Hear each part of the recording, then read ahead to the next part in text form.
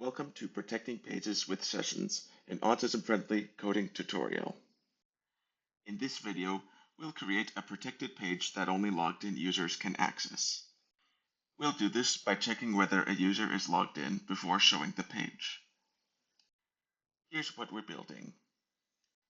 If I try to access this protected page while not logged in, I'm blocked. But once I log in,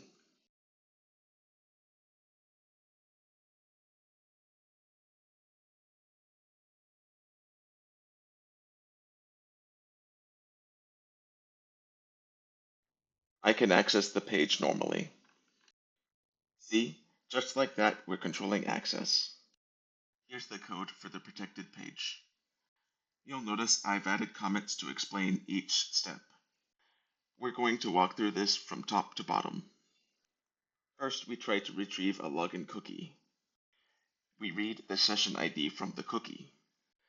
If there's no session ID, the user is not logged in. Next, we check the database. We look for a session that matches that session ID. If we find a session, the user is logged in and we display something only a logged-in user should see. If we don't find a session, the user is not logged in. This is what actually protects the page.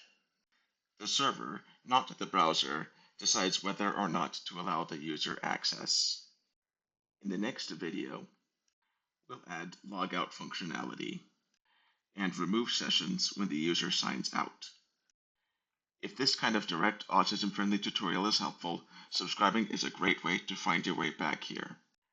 Thank you for watching, and let's keep learning and growing together. If you'd like to support what I'm building, I have a couple of products available on Patreon. There are affirmations to support your coding journey, and an Autistic Coder reference guide to help you learn. The link is patreon.com/autisticoder.